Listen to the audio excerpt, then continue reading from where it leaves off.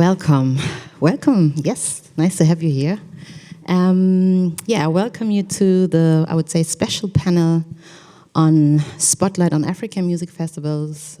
We will be talking about fostering collaboration or the enhanced collaboration between music festivals and artists between, I would say, Berlin, but also maybe Germany, and countries from the African continent. We have invited Fui from Ghana, from Manifestivities. Then we have Abdul, also from Ghana, from Afrofuture. We have Lorenz from Sauti Za Busara. And then we have Charles from La Sunday from Ivory Coast. And this is Pop-Kultur 9th edition. And in the past years, we have increasingly invited artists from the African continent. I would say it started maybe with Goethe Talents, where the first African artists came to be part of the festival, but then also the artist residency program. We started, I think, with Uganda, Berlin connection, with Nige Nige. And then since last year, we also have a tandem residency with Black Girls Glow. We have the beautiful artist Ria Boss from the residency program. And last year we had artists, for example, we had Manifest, we had Fucking Boys, we had Poetry Santawa. This year we have Ria Boss, we have Chris Man, Shoma Juicy, we had Faye from Nigeria, and many more. We will be talking about, or we invited you to talk a little about how collaboration could look like. We want to hear your story first. We want you to get to know these 4 individuals. Then we will go and, a little bit discussing how could the future look like, or how could future collaboration look like. And then at the end, we want to open the floor because we also don't have so much time, and we'll allow questions from you where we can discuss a little bit further. So I would say we start with just let's say short introduction of each other of you. You can start with who you are, talk a little bit about your festival, and then we take it from there. Sure. My name is Fui Chikata. I manage an artist called Manifest, like she said. We were here last year. We started Manifestivities together effectively because of what he does. We didn't feel like there were opportunities to be on the main stages where, a lot for us. Especially, getting to the end of the year, you see a lot of shows being announced, but somehow or other we weren't, getting any calls. So we decided to start an end-of-year concert. That's how it started. So we started at Alliance Française, did that for a few years, and then, we started, I guess, harnessing the thought that it could be bigger and to provide more of an opportunity for artists like us who don't get opportunities to be on the main stages. And then, Goethe will be, and that's from Ghana as well as across the continent. So it's very much artist-led, and, that's the ethos that we try to, follow. Maybe one quick one. How long does Manifestivities exist? Since 2010. We started in 2010, yeah. Thank you. Hello, everybody. Thank you so much for having me. My name is Abdul Karim Abdullah, and I'm the CEO, founder of Culture Management Group and Afrofuture Festival. You probably know it better as Afrocoachella. It's no longer called Afrocoachella. We're called Afrofuture. Africa is the future. I'm happy to be here. Shout out to Pop-Kultur, right? That's what you said? Festival. Shout out to them for having us here. I'm pretty excited to be here. We started as a festival really just to kind of celebrate the diaspora coming together and on the continent. We recognize that Africa is the youngest continent and will be for the foreseeable future. Our entertainment is carrying the world. People are very curious, and as opposed to thinking about it in the form of cultural appropriation, we wanted to bring people home and give them an opportunity to learn directly from each other. We also understand that internally within our continent, we have to learn each other as well. So there was an opportunity for us to educate ourselves, educate the diaspora, and bring everyone together and celebrate our music, our food, our art, our fashion, and that's what our festival exists on and stands on as a festival. We've been in existence for about 7 years. Pretty exciting. We've gotten bigger from year to year. Last year was our biggest year. We expanded to 2 days. We had 31,000 people over 2 days. So it's pretty cool. Burna Boy was a headliner last year. The year before we had WizKid, and we have some of the biggest acts from the continent. And you know what we try to do with our festival is a lot of education. So we also have a stage for artists who are rising, who want to be able to kind of get into the music industry. And our approach is more holistic education. So we give them an education program. We put them through master classes with producers who are well renowned, and that's how we kind of exist as far as our festival. Right? We do a bunch of other things, but hopefully during this conversation we'll be able to bring it out. Yeah, thank you, Abdul. Hey, Lorenz, it's Hi, your everyone. turn. Thanks, Pam. My name is Lorenz. I'm German, but I live in Zanzibar since 7 years now, permanently. And I used to run a record label and a film production together with my colleagues from Zanzibar. And I've just been appointed as the new managing director of Busara Promotions, which is the NGO that runs the Sauti Za Busara festival. The festival has been running for 20 years, so I've been given the honor to carry on a big legacy together with the team that's also been there for many, many years. And I'm very humbled and glad to be able to work with such a great team. The Sauti Za Busara festival is mainly a platform for upcoming talents from the whole the African continent.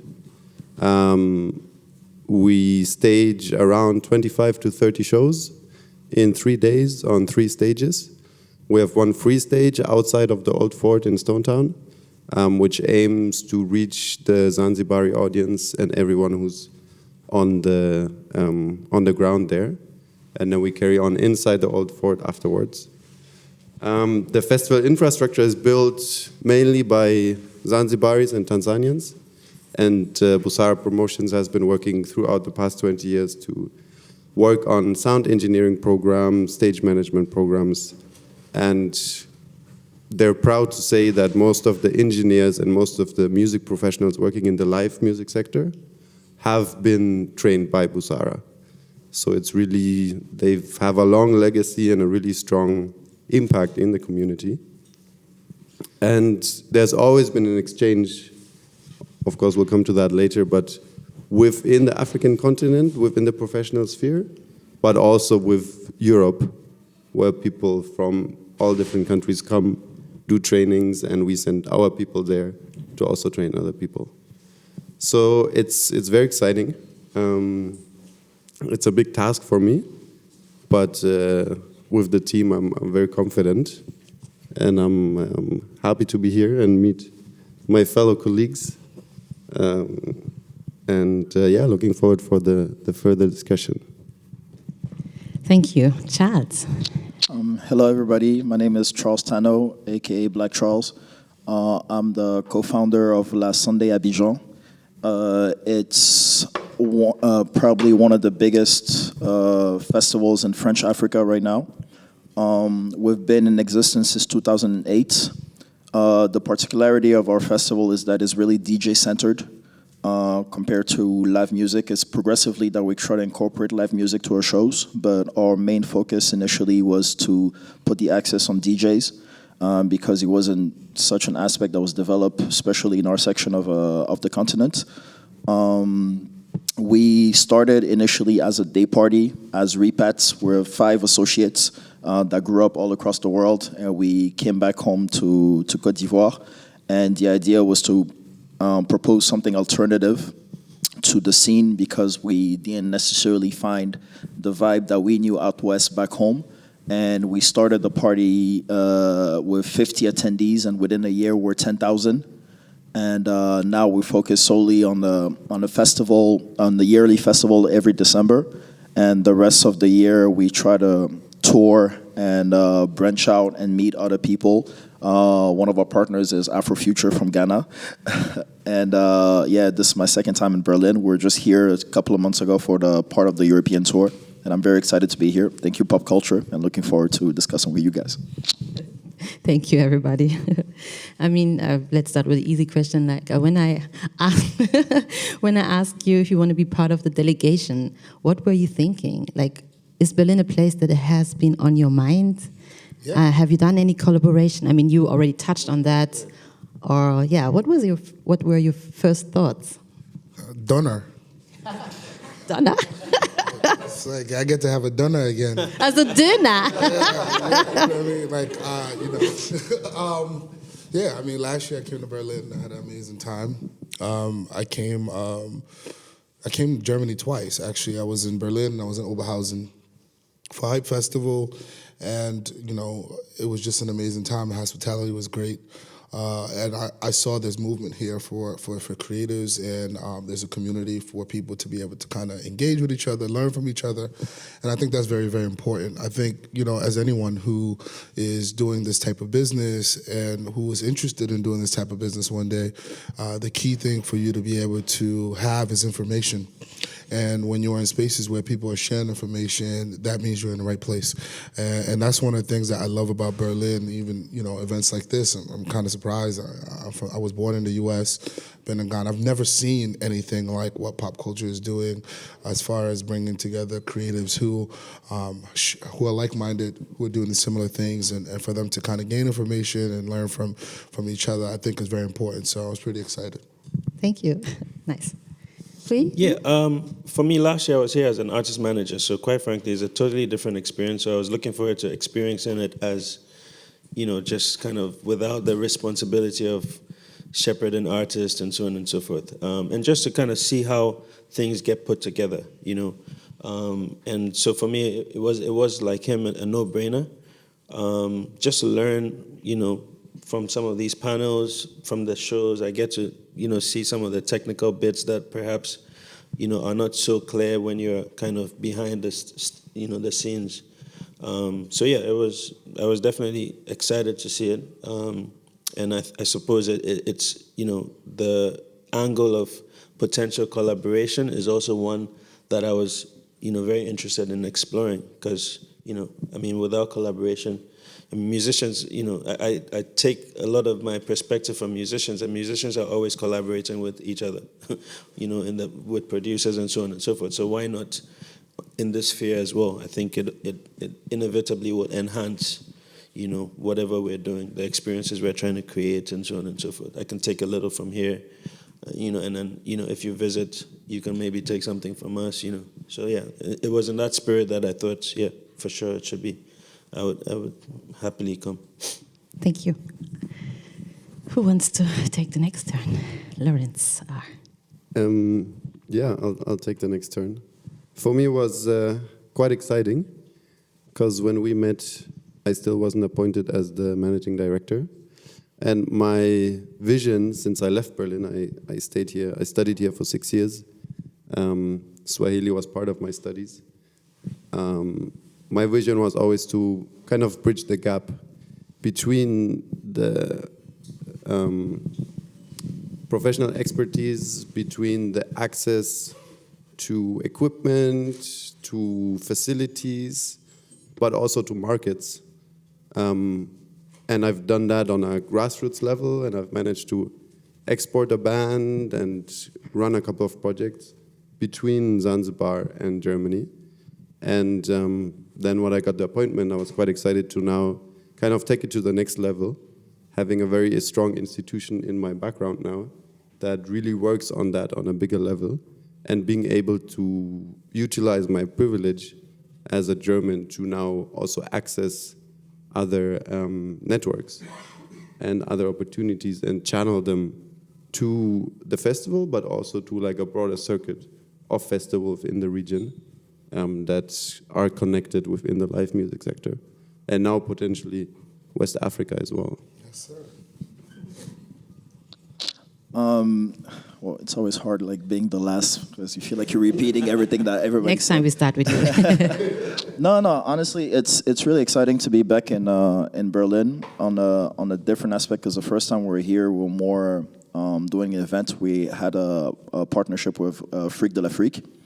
But every time we're here, it's always on an event perspective. So we in and out, just doing the work, and then we out. And it's different now to be here as a panelist to discuss the craft and learn from the other collectives and the other professionals that are here. So it's really, I'm excited. When I got the opportunity, and again, I think Pop-Kultur, I didn't even think twice. Like, I love Berlin, like for what it represents. It's like a cultural mecca, and it's really interesting to be here and exchange with professionals and learn. Like us, for our structure, we're still in the growth process, and there's a lot of things, there's still a huge margin to learn. Even like 20, 30 years down the line, you're always learning, and it's always good to sit down with other professionals and exchange knowledge. So it's good. Thank you so much. Maybe what I would be interested in a bit is, or what I wish to maybe now talk about a little bit is, the difference is, I mean, we at Pop-Kultur, we are a bit on the lucky side that we get fundings from the city, from the Senate, from the country of Germany, but also from the EU. And so that people here can also understand, I mean, you were young entrepreneurs, you just started something, and I mean, most of your festivals are quite big. But I know that on the African continent, there's no support from the state. So I would still love if you can share a little bit what were the challenges on the way from starting to today, so that people have an idea, like what the kind of things that you are dealing with. Yeah, Charles. Yes, I get to start. No, joking. Yeah, like it's a challenging thing coming as young repat entrepreneurs, especially on the African continent. You raise the challenge when it comes to funding, especially stateside. There's a fine line between trying to get help from the state and organizing the event, while trying to still be politically correct, because a lot of times when the state get involved, we have to play necessarily the political card, and it takes away from the event. And one of our big stepping stones from our structure was that we always wanted to shed light on the event and not as much like the political side. Now with the growth that we are having, most of our funding, we're mostly self-funded, but most of our funding comes from private sectors. Our main sponsor, for instance, back home is Orange Côte d'Ivoire. Those are our main sponsor, and we have other small, but mostly private. It's only now that we're trying to branch out to get help from the state, from the cultural aspect of things. Thankfully, we have other international organizations like the French Institute, the Goethe Institute also, who's back home, and we're trying to do both parts and stuff and try to see, but still maintaining the same identity, because I think our main challenge, especially in Côte d'Ivoire, is that the second the funding comes in, like I mentioned, from stateside, like the political aspect overshadows the identity of the event, and we really trying to maintain that and keep it as organic as it has been for the past 5 years that we created the project. Thank you.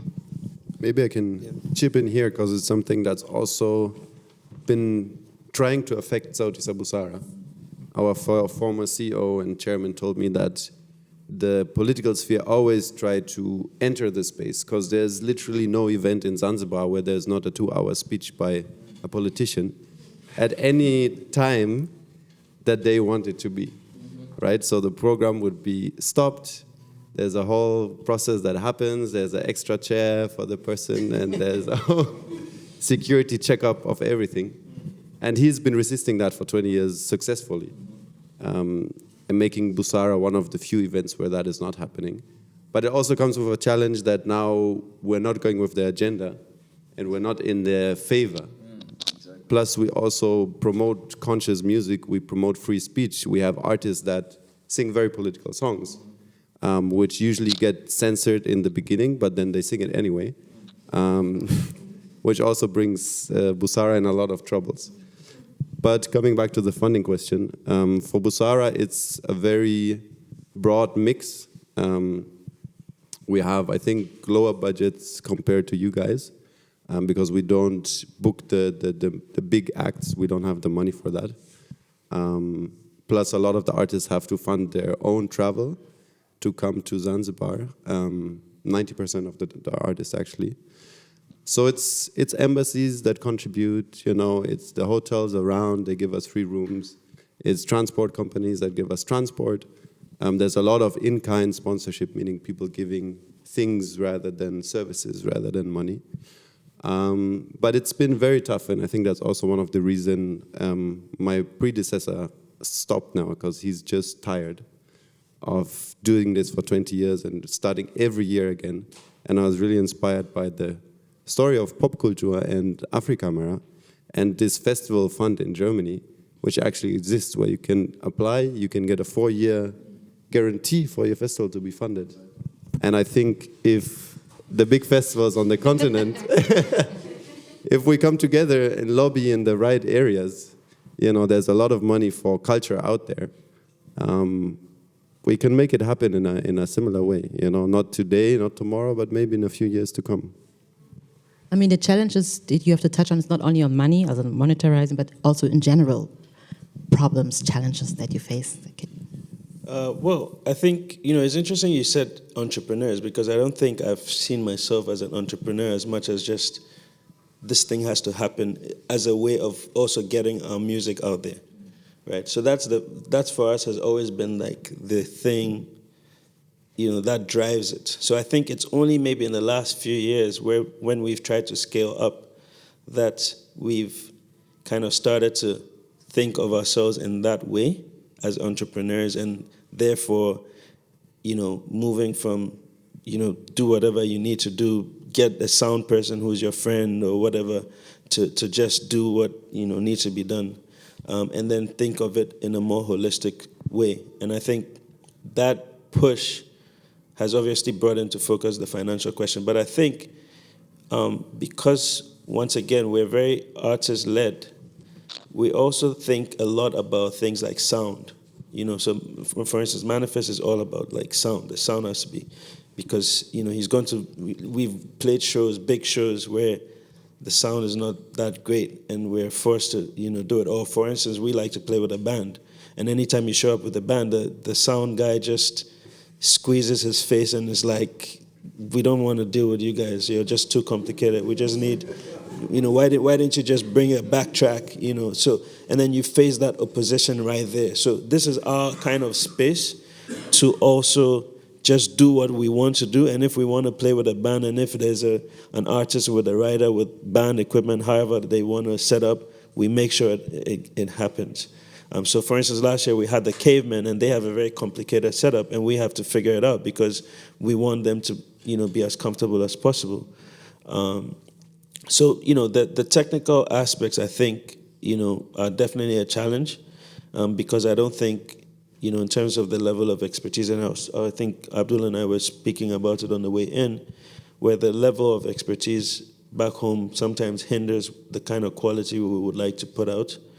Obviously, infrastructure as well. I mean, looking for space or spaces to just do something of real quality is a difficult challenge.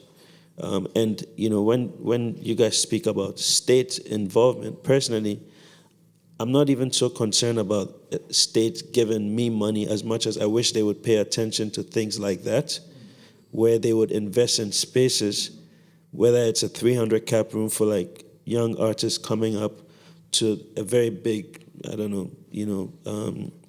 like for instance in California, you have these bowls like Hollywood Bowl and stuff like that. So, basically trying to invest in varying sizes to house the biggest of the, big festivals, and to the smallest of the, maybe more community. There's a young artist, he just wants to experiment, so that for me is one of my biggest frustrations, the lack of like just adaptable spaces to do whatever concept you think of, so yeah. Yeah, I mean, as an African, when you are born, your parents, they give you a set number of things that you can be: a doctor, a lawyer, engineer. So creativity is at the bottom of the list. In 2017, in 2019, Year of Return came to Ghana, which is an initiative to really kind of like commemorate 400 years, since the First Ladies left Ghana. And it was the first year Ghana realized that because of creativity, they can bring in $1.9 billion into the economy in just the fourth quarter, right? So they were able to see this. My festival, in general, brings in one person that comes from the U.S. or whatever, and about 50% of our audience are flying in, and each person spends about $26.50. So if you calculate that times my number of people that are at my festival, you see how much money I'm bringing into the country personally. Just my festival, not to talk about Manifest and all these other festivals that exist in the country. So we are making money for the country, but it's just that the governments are not investing. I'm very jealous that there's a fund that lasts you 4 years, right? So just like your director, every year I have to constantly go out and look for new funding, go out and pitch to brands why it's important to invest in the continent. I mean, it's embarrassing.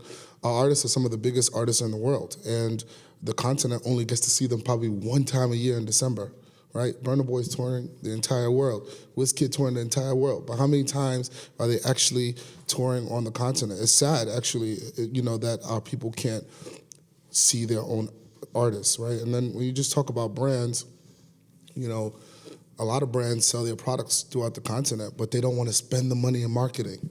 They don't respect our money. It's so interesting, in fact, right? To see how much of these products are sold around the continent, but it's important. Like, in markets like South Africa and Nigeria, where, you can see that there's a lot more commerce because of the people, you'll see more activations. But in other parts like Francophone Africa, in markets where Ghana is a bit smaller than South Africa or Nigeria, you're not seeing that type of support, right? Our festival has been an anomaly, and that's because our sheer willingness to say, no, we're not having it, and when we came in, one of our things that we wanted to do is data, right? We wanted to be able to show them that we know exactly how many people are coming to the festival, where they're coming from, where they spend their money from, what they usually buy, and this is why you should mess with us. This is why you should invest with us. And what we've seen in the brands that have messed with us, like Meta, like Instagram, like YouTube, like Nike, Fenty Beauty, and all these kind of brands. Thank you for reminding me about that. Right? They have seen value, right? So Fenty is one that at our festival, they saw more sales than they've seen in their store in Accra, right? Imagine one-day sales is more than you've seen in your store in Accra, a store that you invested in. So that tells us that there is opportunity there, but the world and our personal government, as he's mentioned also, is not yet investing in that creativity and talent yet. So it's up to us and our collaborations to kind of bring these type of experience to people. So in a way, our festival is kind of investing in the people and the creativity on the ground as well. So we have to build that infrastructure ourselves in order to be able to kind of make these things happen if we want them to happen, which is sad. Yes. I wanted to start going really straight into the topic, but maybe I would be interested to hear, is there collaboration between or among festivals, or do you or have ever had collaboration with festivals from the continent? Yeah, La Sunday. We work with La Sunday. I think right now, the focus right now, like we all the selective collectives and stuff have the same agenda as to shed the light on the continent, to show what it is that's going on in the continent. I think for us, we have a sort of slogan that means Abidjan over everything. It's not necessarily just Abidjan, but it's to showcase that there's something actually happening in the continent. Like we say right now, like black is in. It's kind of stereotypical to say that, but like it's all moments, and unity is strength. If we're together, we're stronger together, and we learn that we got an opportunity to learn that super fast, and have the opportunity to collaborate with structures like Culture, Afrofuture, and now we exporting the movement. Like we were here in Berlin with Frick l'Afrique with different. And how did that collaboration come? With the growth of the event, obviously, like the way we grew through social media. Like our growth was mainly through Instagram. That's how we rose. And the more now we live in a really connected world, so everybody now sees what things are happening like all across the world. And Frick de l'Afrique, Aziz, the co-founder of Frick de l'Afrique, actually knew one of my associates, and we just started discussing. We were already in Paris. We work with like structures in Paris because we have a direct relationship with the collectives in Paris. And since we were there, they were like, oh, we see what's going on in Abidjan, and we would like to have that vibe here in Berlin. And that's how we got to come here. We did Berlin and Brussels right after.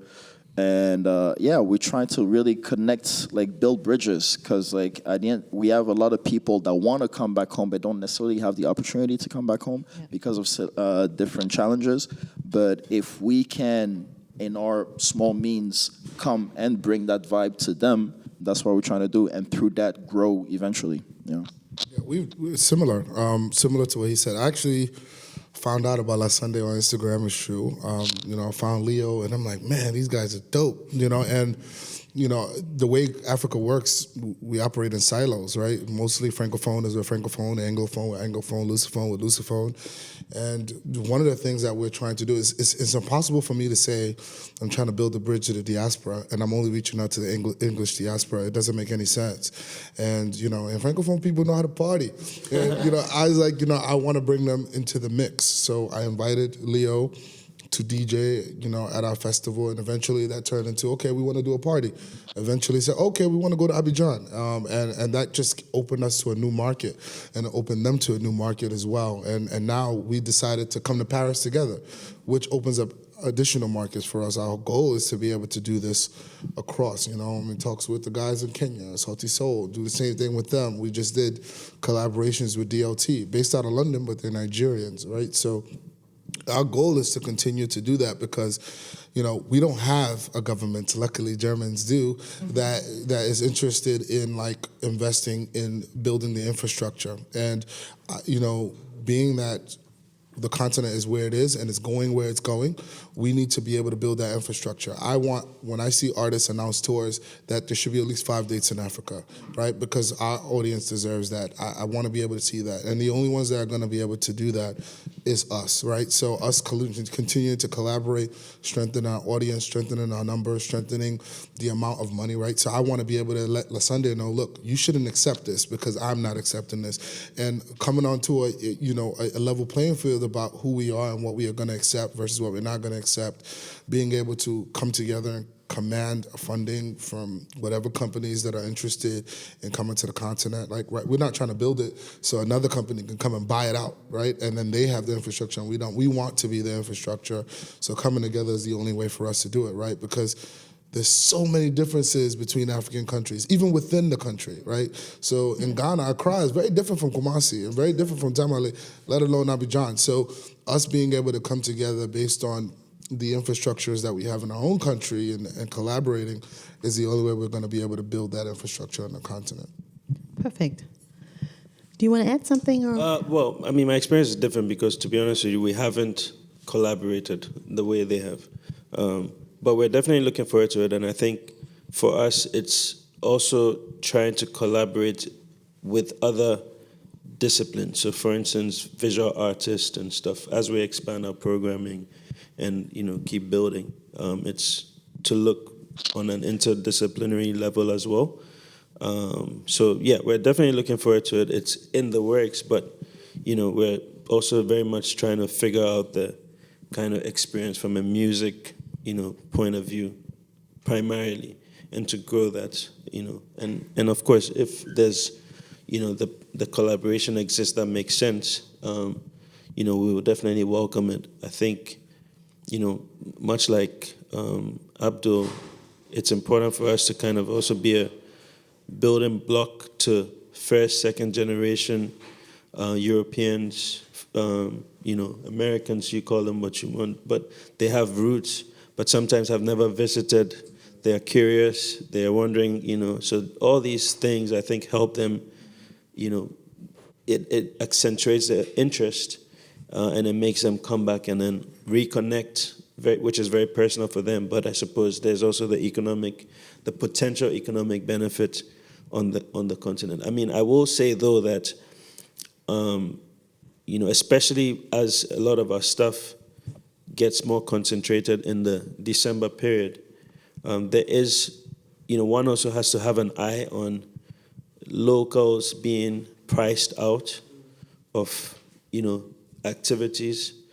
So that's definitely something we, pay attention to. A lot of Manifest fans are young, male, sometimes they don't have a regular job, etc. So we're also sensitive to, that, and sometimes that informs, how much we price, and I will say that I think even we've probably lost sometimes money on with that kind of thinking, because it's not a purely profit thing, and we also have to be sensitive to local people and what their price points could be as we expand and as things get expensive for the organizers. So it's a fine balance we're also trying to tread, so that people don't also can also experience it in a real way, because there's no point in seeing Brenyah perform in London and all these places, and then he comes to Accra and you still can't get in. But I understand sometimes, like, it is expensive. Like, the demands of some of the artists when they become big, it's prohibitive for an organizer. I mean, in 1 year you can go from booking them on a commercial flight to now private jet, and it's like, how does one even book a private jet? I'll tell you a funny story. It's funny. Last year, I had to book a private jet. Yeah, I know. There was a right, and I go and I go. In Ghana, there's like a hangar right next to the airport where you go to private jet. And it's funny. I get there and they give me. It was so hot outside, very very hot in Ghana, and they give me a ice cold glass of water, right? And then immediately I just start laughing really really hard. And the lady was confused. Why are you laughing so hard? I'm like, I'm here to book a private jet, but I've never seen the inside of a private jet before. Right, so it was hilarious, but it's true, 100%. I don't know if you Fui raised a point that with growth, and you see tendencies also, trends like grow exponentially. Like, for instance, us within our first year, we were lucky to book Rema when he was just starting. But now, with the popularity that Rema, he became like one of the biggest artists in the world. And booking Rema today is different than booking Rema when he started. I sent an inquiry last year already, but no. Yeah, so far away from what I could afford. There's a famous expression that says yesterday's price is not today's price. So yeah, it's complicated because you wanna follow the trends because you have a demanding public that wants to be able to see these artists. Like Abdul said, it's nonsensical for us as Africans to have to travel out west to see the artists that we like, and we can't have them locally back home. But at the same time, like, I wish these artists, it's understandable as an artist perspective, I do get it, like, they grow, they're big, they're making their names and stuff, but like, to kind of fall back and give back also to the people back home and stuff, so make it a little affordable for us. So it's a really challenging point. Like, the more we grow, like, we have a lot of people now that follow our example that try to jump into the event planning thing, and they face those challenges, and they're like, oh, wow, like, we have to put the money out, you have to raise your prices, and then you lose some of your crowd, because your crowd now is saying, like, oh, you guys are acting bougie because you're trying to, like, you're trying to now step up. But, like, yeah, it's really, really complicated, and I don't know, like, what we hope future looks like. Yeah, a good answer to that. You want to add something? Maybe just very quickly. Busara, for their 20 years, of course, they've have a lot of partnerships with other festivals. Maybe what's interesting at different angles that we do a lot of cross-promotional partnerships with festivals that have a different audience but are in a wholly different part of the continent. Plus also artist exchange partnerships. So, for example, Indian Ocean Music Market in La Réunion, they usually support one of the artists of La Réunion to come to Busara. Plus, they also bring an artist that played at Busara to their music market because they have French money, which really caters for that very, very well. With Visa for Music, we have strong ties. With Womex in Europe, we do cross-promotional campaigns. So that's something I think that really helps us, because we also have around 52% internationals coming to our festival and booking their flights to come to Zanzibar for the festival. We also have a similar challenge as Manifestivities, because we Busara sees itself as an inclusive festival, meaning a local ticket price is $10 for the 3 days, and you get an international production level. We don't have those challenges anymore with the technical teams because managed to train them for 20 years, and our sound provider has stepped up his level to really provide. I mean, we had Tiken Jaffa Kohli last year with 15 men on stage, and it was a hell of a technical rider, but they managed. We sourced everything from the mainland. So having a $10 ticket for 50% of our audience, right, means that there's a lot of money kind of missing out on the ticket sales. But for Busara, it's really, really important because we don't want to put on a show that promotes African live music and African talent, and it's only exclusively visible to international visitors. But then in that angle, we also get somehow more support, I guess, from international sponsors and donors that kind of recognize that value that we provide. So, but it's a tough line. It's a very tough line. I mean, I'm going to put, yes, I agree. So I'll say this. Since our inception, what we will do is we have a ticket for international buyers and we have a ticket for local buyers. And it's interesting because I just went through this the other day. And what we also try to do is when a sponsor comes on, we tend to make them buy a subset of tickets and we give those tickets out for free so that we can make sure locals are in attendance to our show.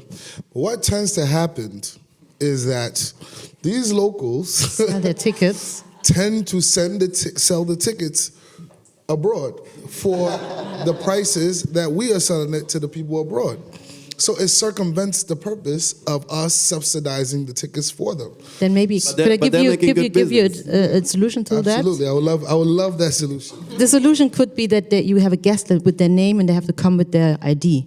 So whoever gets the ticket, it's tied to their names, and if they don't come. We've definitely tried that as well, even at the schools. So we've tried that as well, even at the schools. And, they'll go to Legon, they'll get their ID, get the ticket, and then they'll sell it. They'll sell it for a higher price. So, it's easier for us to give out tickets. Via radio, we give out thousands of tickets just so that more locals can come. We go to different communities. We give out a lot of tickets so more locals can come as well. So we try to, but it's definitely difficult. I think the solution is not something that the festivals can manage, but more so a governmental issue. So, we've spoken to the government about, creating opportunities so that, this year, some of the things that we've implemented that we hope to work is volunteer efforts, right? So if people can volunteer to help us do an initiative like clean up a beach or clean up some things, similar to what Global Citizens does so people can win free tickets, are some of the things that we're trying to do so that we can offset that cost so that we can avoid having to have people resell the tickets because it then defeats the purpose of us having a subsidized tickets for locals. Yes, I mean the time is running, and we haven't really come to that. How could we foster collaboration? But I would maybe first open. Are here anyone in the audience who's also having or doing a festival? Are here any festival? I mean, apart from the team here. Okay, there are a few people. That's already. Could you maybe say? 1-2 sentences to which festival, and because I want to go into the topic how could collaboration look like? This should be an exchange of conversation here because you have festivals here in Europe on the ground or wherever you come from, I don't know, and then I'm from Hamburg. Hamburg. Germany, not far from here, 1 hour and 30 minutes, and I run a festival called International Summer Festival in Copenhagen. Okay, thank you. Which is a music, dance, theater, performance, and visual arts festival, transdisciplinary. Okay, thank you. Anyone else want to? Christian he's Pop-Kultur. I'm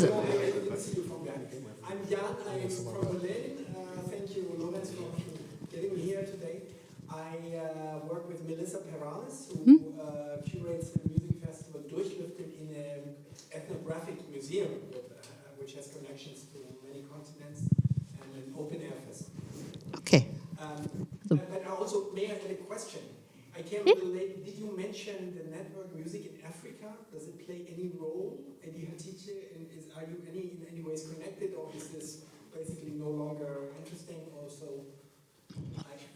I mean, we didn't talk about that. I know that Lorenz, I think Sauti Za Busara has connection because it's access through access, and maybe quick one, yes. Maybe just very quick to that. It's thanks for mentioning it, Jan, because I think Music in Africa is a very important player on the continent.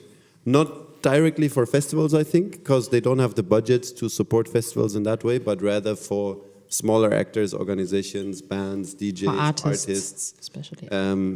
Education, capacity building, but also live production. And they have a really great music conference that happens in Dar es Salaam, Tanzania this year, 9 to 11 of November. There's little blue cards at the back. It's called Access. So anyone who's interested in the African music and sector, professionalizing and connecting, you should definitely go there. Yes. Here, you wanted to maybe... I don't work directly for festivals, but I run an International Music Cities network, where Berlin is also part of, so I'm in touch with different music conferences that are happening all around Europe, like your Sonic Festival in Groningen in the Netherlands, Spot Festival in August, Tallinn Music Week, Manchester as well, Reykjavik as in the airways, so access point as well. Thank you. Also maybe someone interesting. Music Cities network. And I'm based in Hamburg as well, yes, very nice city. Anyone else here from... Yes, in the back. I want to mention, like, I used to work for a music label, and we also organized festivals like close to Frankfurt am Main, actually. It was kind of most electronic music festivals as well, like Love Family Park, or directly the big records like events. And we are like, I don't know if you know Butch, it's also in Butch. Thank you. Anyone else? Open up to questions or direct... Yes, Christian. I have a question. You mentioned it because I was my last journey through the pandemic together with Pam also was access in Accra, and I went to all the panels. It was my first time on the continent. I went to all the panels because I was really curious, and I realized the problem that you also spoken about is this with like organizing tours throughout the African continent for your own artists. You know, we here, I mean, we can look at that, strive from country to country, and that this is logistically very difficult for you, and that the flights sometimes, that's what I've learned on the ground, sometimes more expensive for Within the continent. countries, then it's higher than the fee, so it's nearly impossible to do. What could you do to solve this question and provide an infrastructure where you can make your artists touring through the country? The thing is, you're artists. You don't have I need your a couple artists. M's. A couple M's, and I would do. But I would say this. Even like when we were going to La Sunday, like Accra, and I flew from London here, and it was just like this easy, But going to Abidjan from Accra, which is next door, was outrageous, right? Sometimes you have to go to another country in order to get to Abidjan, which is next door, right? So for us, Take the bus. Take the bus. Some people drove. Some people drove. But we've been partnering with airlines. We've done partnerships with SAA. We've done partnerships with Ethiopian Airlines. We're trying to get to a place where, as we build this structure more, and we're traveling more between different countries, and we have X amount of people, then we can do charter planes, which will make it easier for us, which is a goal for us maybe in 2-3 years as we grow. These guys have done Togo, Benin, and we Accra and Abidjan. We've done so as we grow, the relationships and the network. I think then we'll be able to kind of like do our own, charter planes to get people back and forth. But until the AFCFTA gets into place and the continent starts to openly trade amongst each other and reduce that cost, there's nothing we can do outside of doing these partnerships with airlines to kind of make it easier for people to travel across the continent. Yeah, we're pretty much the same. Unfortunately, Sony, sag ich jetzt zu dir. Oh Gott, sorry. Fui, you think you need to... Is it 6? Okay, yeah. Well, thank you for having me. I will. You can reach out to me if you have any further questions. I'll be happy to answer them. But I think you're in the safest of hands. So. Yeah, and then reaching out, you can always come to me and ask for the contact. I can give you gladly his email. Yeah. And maybe we can continue a little bit. I think you two wanted to say something, yeah? I wanted to add on to the point that Abdul raised is the challenge moving within the continent, which is really absurd when you think about it. Right now we're on the African leg of our tour. We just did Benin and Lomé. We have Lagos and Togo, just for people to know Lomé. Yeah, and Togo, Benin and Togo. We have I think Nigeria and South Africa next. But yeah, the way we moving now is basically, like he said, just like partnerships with airline companies. For us, for instance, is Air Côte d'Ivoire. Right now, we're trying to do another deal with Corsair also to move like to Europe. But it's really complicated and unfortunate that we can't move as fast and as easily within the continent. Like cheap, because it's also expensive. It is expensive, and that's one of the big challenges, especially for structures that don't necessarily have like the funding to invest into like transportation and stuff. So that's one of the challenges. But hopefully, I mean, like you said, like we're just looking for the solution, man. If the solution falls from the sky, we'll be like, yo. I mean, I don't think it's gonna fall from the sky, but the only way to do that is by strengthening the structures. Yeah. You know, by having more stronger, bigger festivals. I mean, there is a lot of structures, but they're not strong enough. You know, like I've toured with City and the band. We toured 12 countries on the continent in the past 4 years.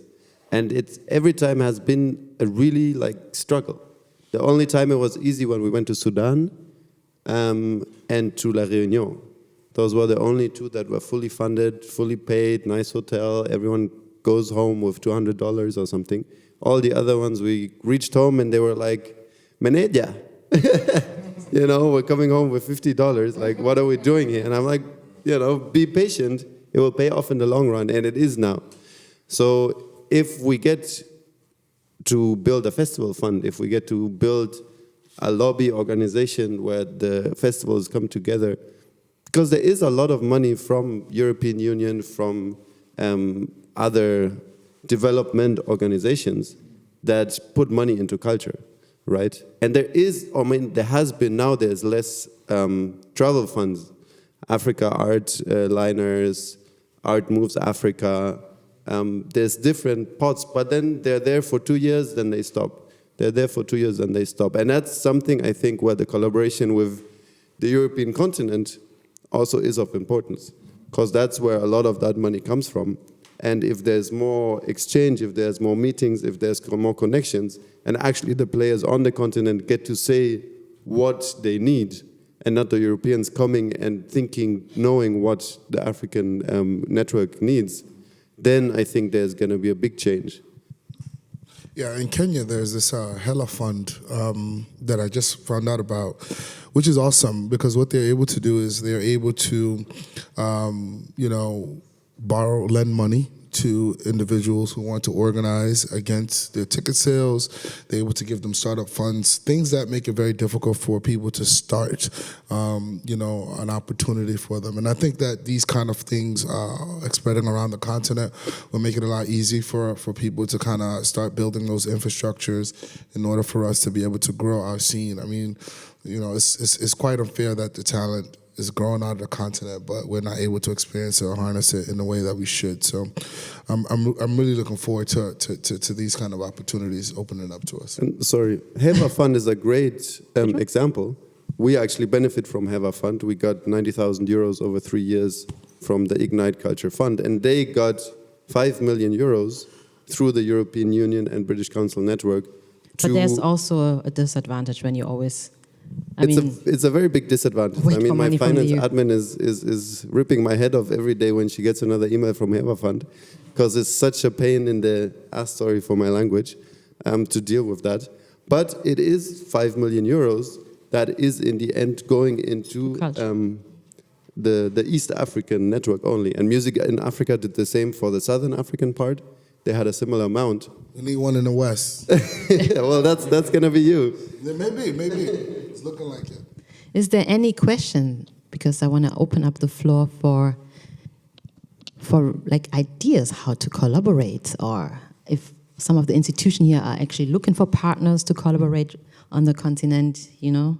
And I want to say one thing, you know, I mean, I have to say that I'm the only woman here on the stage, and I've really tried to bring also an entrepreneur, women from Kenya, but yeah, the visa issues, because there are also women who are doing great festivals and great stuff. Like the Blankets and Wine is like huge. It's like, I think, one of the biggest festival in East Africa when it comes to that music. So yeah, there are also women who are doing great stuff, but yeah, unfortunately, they didn't make it this time. But yeah, your question. The question of running a festival, we also run a showcase festival, but there's a member of ours who's running Afrobeats Festival for the second year in Berlin, so I'd be happy to connect with that as well. I mean, Elena, do you know her? You might, you know her, maybe you know. And what I am thinking about Christian Act's question of local touring, where there's the collaboration that's been helping at least people from neighboring countries of Germany was a lot of boring tax overview, where the network of touring artists is doing a great job, something to know what's the challenges when you're going to the next country, because I just think that mostly illegal when I try to help an artist tours through East Africa when we crossed borders or didn't have permits, but that was so low key, so it didn't matter.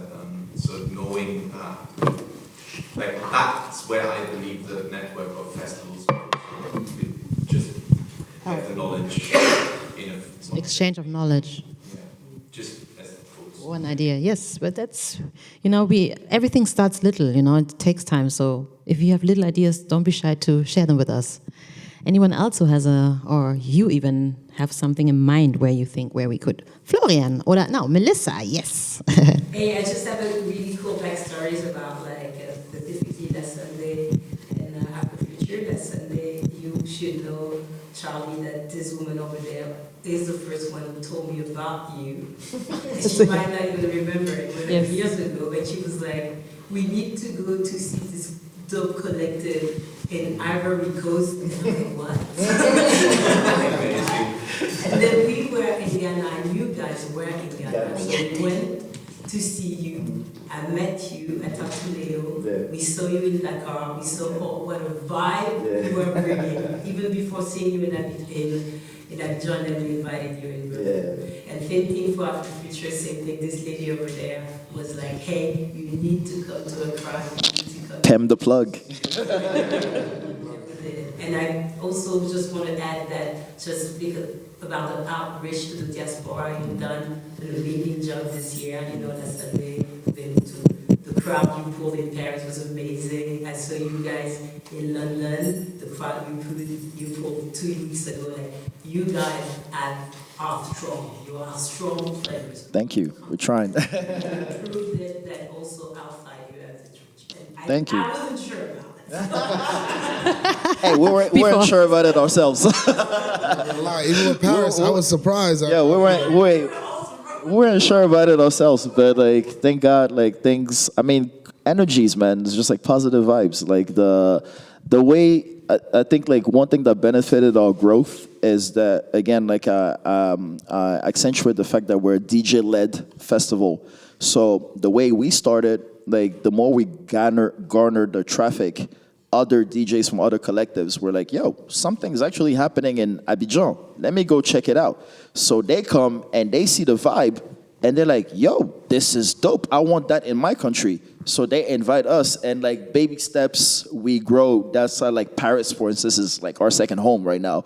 We have Section, we have all these collectives and stuff that regularly come back home to us. We're like considered family now. We went to Switzerland also with the collectives over there. We did Berlin with Le Freak. Hopefully, we're gonna have some more collaborations with them.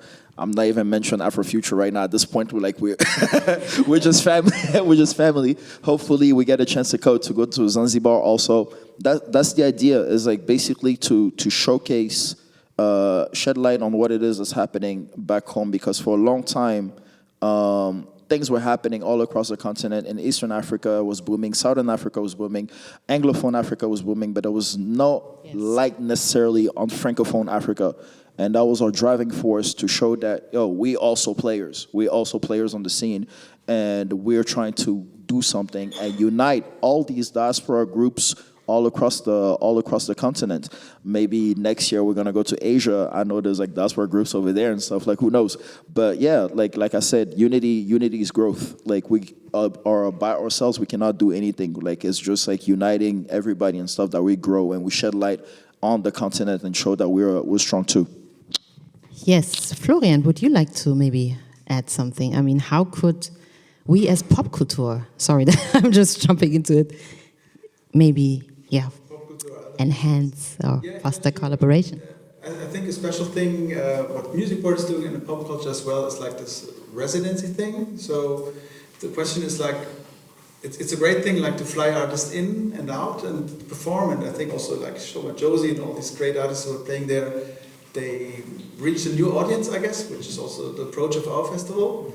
But this is like the normal thing, the classical thing. And the other thing is like if we try like what we do at the Pop-Kultur Festival with commissioned works and stuff like to go more into like co-producing things, maybe, connected with the residency. I mean, we started this, and there are also other festivals in Berlin who are doing this, but I think the positive thing is like if you fly them in and they develop something together, like for a month or whatever you can afford, and then maybe present the whole thing like at both festivals, and then also like build up a connection between the festival which lasts longer than just 1 year, And then, I think this might be an idea, and then maybe also like involve other festivals, maybe in Germany. So that's not only it's like this is exclusively pop culture or Africa or whatever, all these festivals, and then maybe also make connections with other cities. So this could be a thing that should be strengthened, I guess. Anyone else? Yes, please. Out of curiosity, from your experience, all of you, do you think that there is a way to Africa to become self-sufficient? Absolutely, yes. Takes a bit of time. Yeah, I think first and foremost we just need to know each other. I'm one of the people that do not believe there's no money in Africa. There's a lot of money in Africa. My parties do well. The festival does well. Even the ones outside of December do pretty well, right? If you come to Accra right now, people are having a great time right now. Today's Friday. Everybody's going to front back in like a few hours, right? So, I just think that we just don't collaborate enough, and one of the things and why this panel is important is, collaboration and sharing information is definitely the way to do it. And once you share information, you'll be able to kind of know shortcuts. You won't have to build everything yourself. Right now, what's happening is everyone is building everything themselves. You don't have any type of, head start. You don't have any type of information.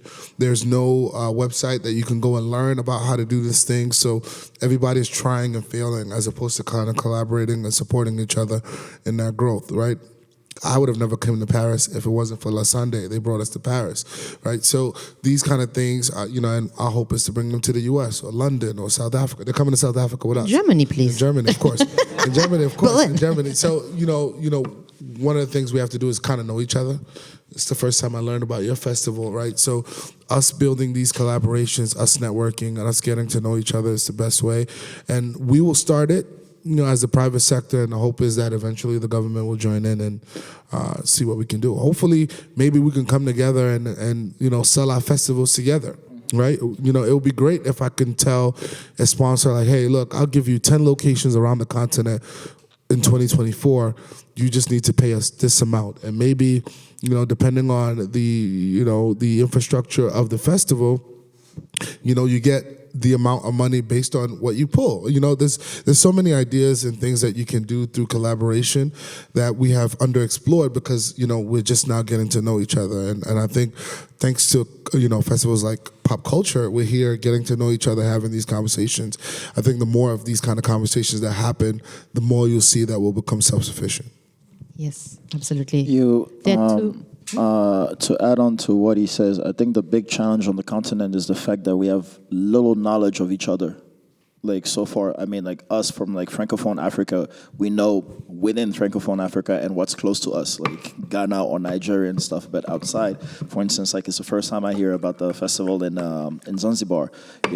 Southern Africa is booming now. The South Africa scene is huge. Everybody wants to go to South Africa. But us Africans, we have really little knowledge of each other. Let it be in Northern Africa, let it be in Southern Africa. So if we can have these opportunities, like something like Pop-Kultur, within African-led, where collectives themselves come together and sit down and panel and exchange knowledge. Oh, okay, I do this on my side, you do this on your side. Let's come together and bring something. I think at this point we're gonna become fully self-sufficient. Yes. So these are the last. There's 1, 2, 3, 4. Florian, you want to add to this one, huh?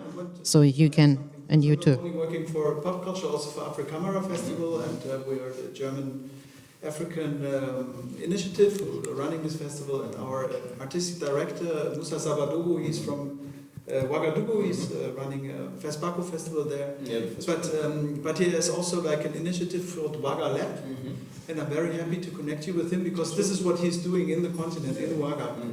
He's also very good in getting funding, and he kind of brings people from all the Lusophone, Francophone, together, to work together and do exactly what you have in mind, which is the film business. But it's very comparable, so you might connect. The structure also how to. As well, yeah, absolutely. I think you also wanted to add directly to that one, huh? The tiny sentence, I've been to festivals, which was just a gathering of German festivals. Festival of the festival. The idea of knowledge exchange and personal challenge exchange to feel where you're at. They also now are selling to some of the sponsors, those who are using their ticketing system. But the idea is very strong and also how me and my team quite much. Very cool. I think you were first. No, you, the woman behind you. Yeah. No, you. Yes. Yeah, you. I think you. I think the question kind of was answered in a way because it was really about, is that what you said as well, what would support the process at this moment, in terms of exchanging knowledge. But I think you kind of already answered what I'm also thinking about, it doesn't need to be an analog thing, the digital world as well. I don't know what exists already, and in what terms of, in what way can the structures that are here that are also not all well, and the positive thing is actually, starting differently and learning from the mistakes that are here, or in the room or whatever, and then, making it even more sustainable and better in your way. So, but you answered it in regards to the festivals and exchanging. Yeah, I think you? Yeah, so mine is just, it's not even a question, it's just a thought, which I don't know you can respond to. I feel just from listening to you, the general consensus is just forget the governments in our own countries and all that. And it's also just tied to what you're saying. I feel to get to this point of Africa gaining its own sustainability, in terms of the cultural seed. For example, when I told you I was in Abidjan, I think in 2015, 16 thereabouts, and I need a visa to go there. And if I'm selected, actually I was selected to play at a festival in Durban this year, and for me it was such a big relief because I have to find the transport to get there, and it was such a big relief to actually, when I'm doing my cost analysis, to realize I don't need a visa.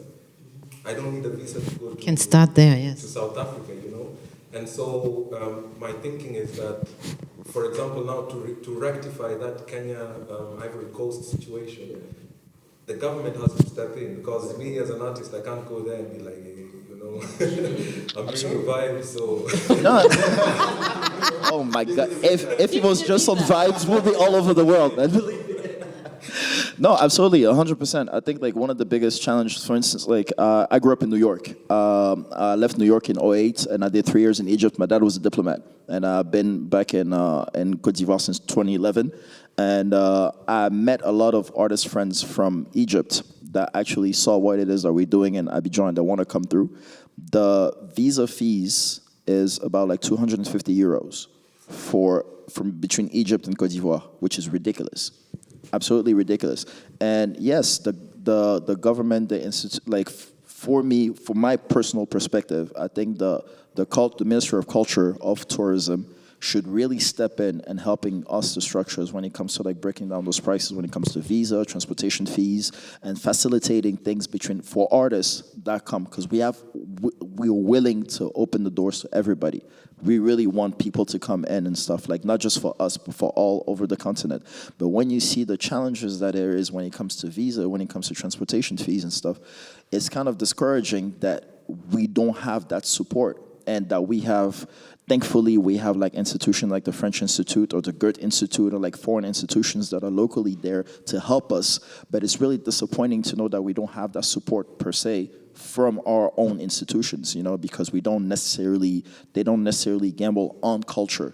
You know, for instance, like in Côte d'Ivoire, like now music is starting to become a thing. Our project ourselves, like we're starting to shed lights on, oh, okay, DJing is actually a thing. So maybe we can like build that. But before that, it was like, for instance, you're Ivorian, the one thing that like is football. Like we survive across the world because of one name, Drogba. You know what I'm saying? But it's unfortunate, and we hope that things will change. And I mean, like, I won't speak on the political aspect and stuff. It's just leadership. Just like having a leadership that understands that the value of your country is through culture. Like, honestly, Afrobeats became Afrobeats today because actually the Nigerian governments and stuff decided to really invest into culture. So I think like our governments back in our continent should really invest in culture, and you see that these things will like change like progressively. I mean, but just to finish, like, that's not the thought. Like, we move beyond hoping and actually just do something about it. I mean, I know you guys are doing something about it. I mean, and it's beautiful. No, for us, honestly, like we came to a point that if we like, even if you're trying to like to break bridges and everything, there's like I say, like there's a really fine, especially for Francophone Africa, there's a really fine line between like turning the political aspects into like a cultural aspect and stuff, and like we're like, you know what, if we just wait, it's just speeches and this and that, and nothing actually happens. So we're like, you know, we're just gonna move. We're gonna move. Eventually, they're gonna catch on and they're gonna come and like, you know, do something about it. But if we just like wait, eventually, I've seen so many people be like, okay, we're waiting for like the cultural ministry of like the ministry of this and that and that. It's just appointments that don't lead to anything, you know. So we're like, you know what, let's just do it and just move forward, you know. I mean, I agree with him. I mean, the governments won't move unless you can move them. One of the things we've been able to do is like at least get e-visas. You know, it's very difficult to get a visa to Ghana sometimes. You have to send your passport. But, you know, we've been able to first get them to do visa on arrival because we had so many people coming into the country. And eventually we were able to get them to now establish e-visas to allow people to make their visa process a lot easier for them to come in. But as far as the cost, you know, a lot of African governments are managing individual budgets within individual departments of the budget of the government. So if you understand that structure, you understand that if you reduce the cost of the visas, you are reducing somebody's budget. So I'll give you an example. If you go to a Ghanaian embassy in the US and you get a visa, that funds goes to a different place than if you come to Ghana and get a visa on arrival. They don't go to the same places. So intra-government, they fought against the idea of us doing visa on arrival because that circumvents the foreign office from being able to get those funds. So it's very, very complicated, and you have to really understand the infrastructure and where the money is going in order for you to like really affect change. But so yes, like Charlie said, it's definitely going to take a lot of time for governments to realize. You know, you have governments like Paul Kagame. He's solely invested in entertainment. Like, you know, he's doubling down on the investment in building out stadiums, building out places, inviting people. You know, his government, his tourism is actively sending out invites for people to do things and events there. And, you know, I think that it's happening slowly and slower, but, you know, we'll see it. My festival has been invited to Senegal, to South Africa, to Uganda, to Cameroon, all of these, because they've seen the effect of what we've done in Ghana. So we think it's going to take time, but really it's just about us as private citizens really just kind of taking this effort and working together to kind of affect those changes until the government catches up. So, thank you so much. I think this is the end. If you're almost like, damn, the time. Yes, thank you so much for your contributions. Just one hint, going from Ghana to Tanzania, you don't need a visa. You know, sometimes they're like between two countries, how do you call that, bilateral. So sometimes you have to look. The AFCFTA is going to change a lot of that. You know, I think we're going to see a lot more country become borderless and less cumbersome to get in. It's happening in Kenya. It's happening in Ghana. It's happening in South Africa for some countries as well. So as they continue to implement it and ratify it across the continent, you should see a lot less cumbersome to go to other countries. Yes. So, thank you, Abdul. Thank you, Fui, who's not here right now. Thank you, Lorenz. Thank you, Charles. Thank you, audience, that you're here, that you listen to their stories and for the exchange. And I mean, you three are still here till tomorrow. This evening, you can catch them up. You can even talk here a little bit longer, or outside is better because the next panel, I think, starts soon. But yes, thank you so much. Thank you so much for being here.